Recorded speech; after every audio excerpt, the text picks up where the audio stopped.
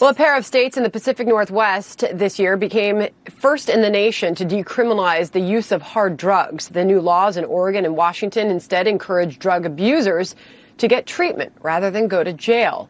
One of them is Jason Rantz, host of the Jason Rantz Show on KTTH Radio in Seattle. Jason, welcome. I know this is something that you're passionately writing about. I'll put up on the screen the Oregon Measure 110, the Drug Decriminalization and Addiction Treatment Initiative. So folks know what it is that you are so passionately writing about. A yes vote supported making personal, non-commercial possession of a controlled substance no more than a Class E violation, max fine of $100, and establishing a drug addiction treatment and recovery program funded in part by the state's marijuana tax revenue and state prison savings. You are writing about how this is effectively legalizing drugs, Jason. It does effectively legalize drugs. They do this under the idea that they're going towards a harm reduction model, that they're moving away from criminalizing addiction. But unfortunately, it's actually causing more harm than good.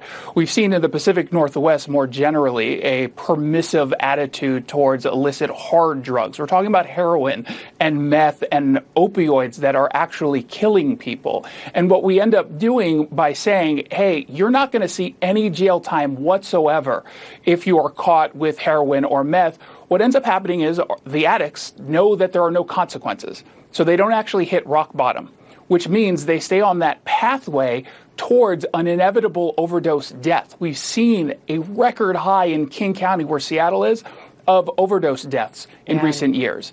In Oregon, they're seeing an increase in toxic drugs and fentanyl being put into the neighborhoods. And then, of course, there is the crime element. When you decide that you're not going to go after personal possession, well, guess what? Drug dealers, while they are degenerates, they're not all stupid. So they carry less product on them, knowing that if they were to get caught by a police officer, whether it's in Washington State or Oregon, they're not going to see any jail time. So they just carry a little bit less on them. They re-up their supply throughout the day, and they're continuously selling the product into the streets. And Jason, you mentioned the overdoses in King County.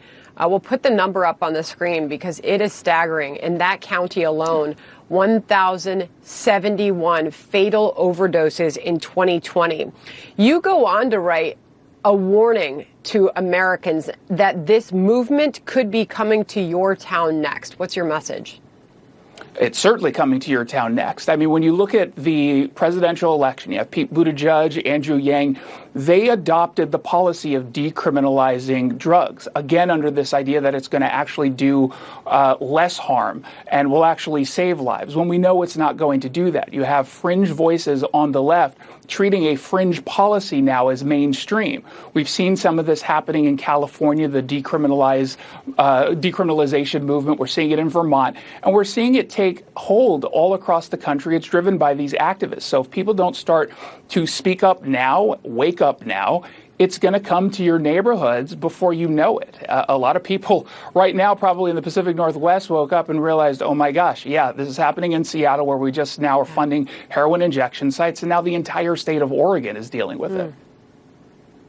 It's an incredibly complicated problem affecting so many American families. Yeah. Jason, thanks for coming on this morning.